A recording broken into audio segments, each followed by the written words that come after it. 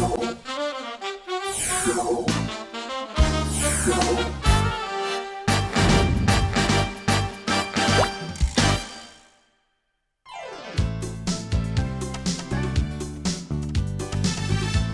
월요일 힘드시죠? 우리 시청자 여러분들 시장과 무관하게 들고 갈 만한 종목 들고 오셨다고 합니다.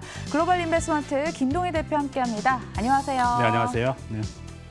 먼저 여쭤보고 한번 시작을 해볼게요. 네. 전문가님들 사이에서도 의견이 갈리더라고요. 지금 저가 매수할 시기다. 아니다. 현금화를 많이 해야 된다. 이렇게 둘 중 어느 쪽에 비중 두고 계시는지. 시장은요. 그 시장이 돈을 벌어주는 게 아니에요. 결국 돈을 벌어주는 건 종목입니다. 종목이다. 그 시장을 맞출 수가 없는 거죠. 그러니까 저는 제 개인적인 견해는 지금의 방향성으로 보면 주가는 더 내려갈 수밖에 없어요. 그래서 제가 우리 방송을 통해서도 항상 이렇게 지금 한 달 넘게 계속해서 시장과 무관한 이제 코로나 관련주를 좀 말씀드리고 있는데 지금 시장의 방향성이 시장은 항상 옳습니다. 그래서 미스터 마켓은 퍼펙트라고 그러잖아요. 그래서 시장이 보여주는 게 주도주고 이 시장 속에서도 올라가고 있는 종목을 우리가 선택하는 게 맞는 거지. 자꾸 떨어지는 종목에 뭐 시장이 조만간 안정될 것이다. 과거의 사례와 비추어 봐서 메르스 때나 사스 때와 비추어 봐서 조만간 뭐 종식이 되고 그리고 그때를 대비해서 뭐 IT주를 대형주를 저점 매수해야 된다. 이런 견해는 한 달 내내 지금 실패해 왔잖아요. 그러니까 한 달 전에 삼성전자가 신고가였어요. 근데 지금 가격이 얼마죠? 지금 15% 정도 떨어졌는데 다른 개별 IT 종목군들은 우리나라를 그렇게 좋다던 IT 종목군들이 30% 40% 떨어졌어요. 저점 매수다, 저점 매수다 그렇죠. 했었는데요. 그러니까 한 달 내내 떨어졌죠. 그러니까 이런 종목군들이 예를 들어서 50%가 떨어졌으면은 올라갈 때는 100%가 올라가야지 본전이 되는 거예요. 근데 지금도 반등을 대비된다라고 자꾸 저점에서 얘기하는데 지금 개인들만 시장을 사고 있잖아요. 개인들만 사서 시장이 반등하는 경우는 없습니다. 그러니까 지금 어떤 많은 무책임한 애널리스트들이 나와서 지금 개인들의 작업은 무슨 스마트머니다라는 얘기를 많이 하는데 스마트머니는 시장에 들어와서 시장을 끌어올려야 스마트머니예요.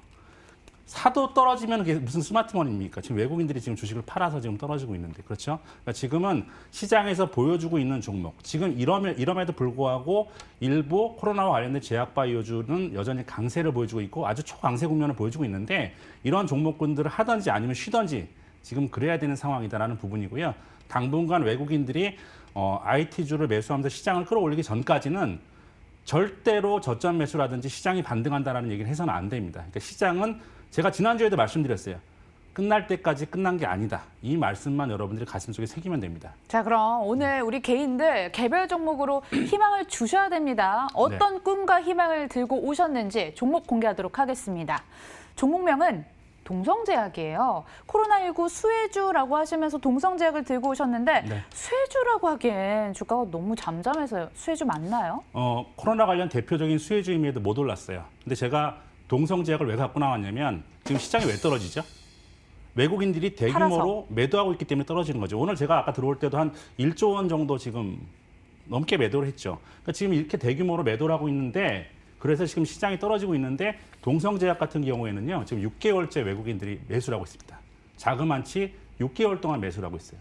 그래서 제가 이제 코로나 관련 숨은 수혜주를 계속해서 말씀드리고 있는데 계속해서 이거 찾다가 보니까 외국인들이 저점에서 계속해서 사고 있는 종목이라서 제가 오늘 말씀드리겠습니다. 지금처럼 외국인들이 팔고 있는 시기에 장기 저점 매수를 하고 있다라고 한다면 이것처럼 좀 확실한 주식이 없겠죠. 그래서 제가 이 부분들을 좀 말씀드릴 테고요.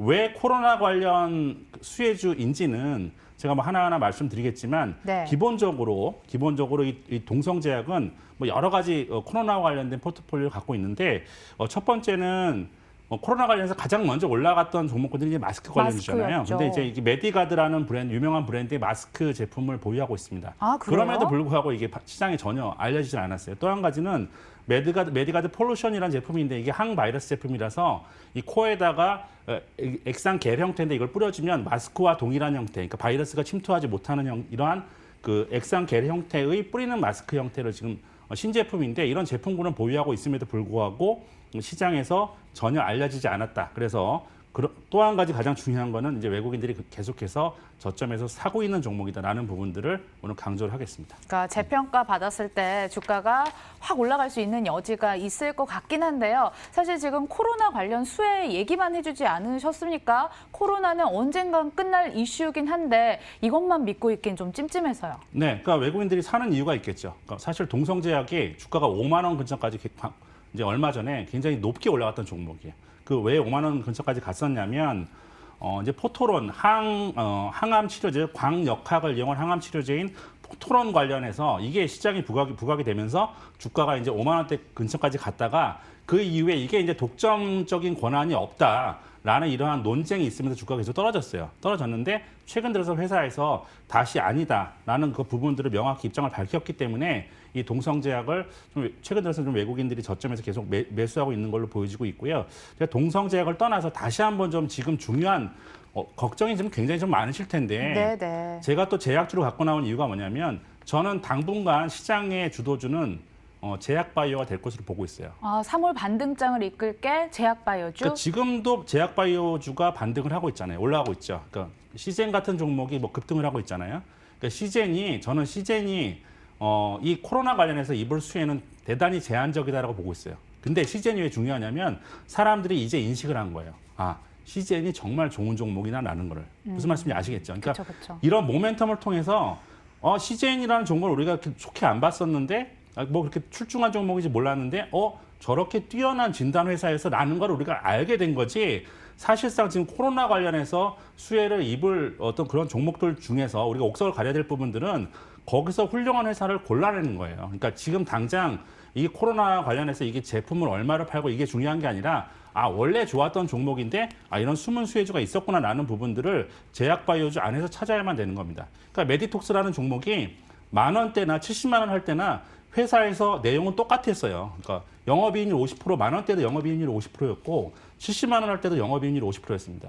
근데 왜 주가가 10,000원에서 70만 원짜리까지 어느 순간 갔냐면 시장이 그때 알아준 거예요. 그러니까 회사의 내용은 똑같은데. 그러니까 지금 시젠이라는 종목을 우리가 좋게 보는 이유는 이렇게 좋은 종목이었어라는 부분들을 우리가 이제 시장에서 알게 됐듯이 제약바이오 가운데서 좋은 종목군들을 이제 좀 캐치할 때다라는 관점에서 오늘 또 동성제약을 좀 말씀드리도록 하겠습니다. 실적도 짚고 가도록 하겠습니다. 실은요, 매출이 10년째 정체 상황이고요. 네. 영업 실적은 6년, 순이익도 7년째 적자를 기록하고 있는데 정말 접근해도 되는지 의아스럽거든요. 이 종목의 주가가 계속해서 정체했던 이유는 과거에 있었던 리베이트 사건 때문에 몇 년 동안 계속해서 조사를 받았어요. 네. 근데 이게 지금 송치가 되면서 아마 올해 정도 되면 이제 마무리될 것으로 보여지고 있습니다. 그러니까 동성제약이라는 회사는 정로완, 세븐에이트 같은 대단히 좋은 브랜드들을 많이 보유하고 있는 탄탄한 회사예요. 근데 이런 회사가 이제 어떤 검찰 조사, 압수수색 이런 것들을 과거의 일이죠. 그러니까 10년 전의 일 때문에 계속해서 영업 활동을 제대로 못하면서 정체가 되어 왔는데 그런 부분이 올해는 좀 마무리된다라는 관점에서 좀 보고 싶고 그렇기 때문에 외국인들도 계속 사고 있는 거다라고 좀 말씀을 드리고 싶습니다. 네, 앞서 투자 포인트로 얘기해 주셨던 게 외국인의 순매수였습니다. 시장 전체적으로 빠져나가는 와중에서도 이 종목은 6개월째 매집 중이라고 들었습니다. 제가 그 차트를 잘 안 보여드리는데 오늘 한번 좀 참고 삼아 한번 보여드리겠습니다. 한번 좀 비춰주실 수 있으면은 제 화면을 좀 비춰주시면요. 지금 보고 계시면은 주가는 어때요? 계속해서 최근 6개월 동안 내려왔죠. 내려왔는데 밑에가 네. 외국인들의 수급 곡선인데 어때요? 우상향하고 있네요. 계속해서 장기적으로 우상향하고 있습니다. 그러니까 보이지 않게 저점 매수를 계속해서 하고 있는 거예요. 그러니까 이거는 거래량만 터져준다면 언젠간 주가는 올라갈 것이다. 그러니까 지금 당장 이걸 여기에 동성제약에 목숨을 걸고 여러분들이 있는 100% 포트폴리오 구성하고 이런 게 아니라 거래량이 터지는 시점을 노리면서 서서히 보시면 아마 그 시점에서 주가가 굉장히 쉽게 올라갈 수 있는 포인트다라는 부분을 말씀드리고자 합니다, 오늘. 자, 그럼 외국인의 순매수에 더해서 어떤 수급이 조금이라도 추가가 되면 주가가 더 갈 가능성이 있다라고 말씀을 해주시는데 올라가면 어디까지 갈 수 있을까요? 1차적으로는 제가 한 18,000원 정도 선이 저항대니까 이 정도 선까지 보고 있고요. 손절가는 11,000원 선 정해드리도록 하겠습니다. 네, 손절가 11,000원, 목표주가 18,000원 말씀해 주셨습니다. 동성제약 4박자 차트를 통해 다시 한번 정리해 보도록 하겠습니다. 종목에 대해서 긍정적으로 말씀해 주셨는데요. 수급이 조금 아쉽긴 하지만 그래도 점수 꽉꽉 채워 오셨어요. 자, 오늘 종목은 동성제약이었고요. 글로벌 인베스트먼트 김동희 대표와 함께했습니다. 고맙습니다. 네, 감사합니다.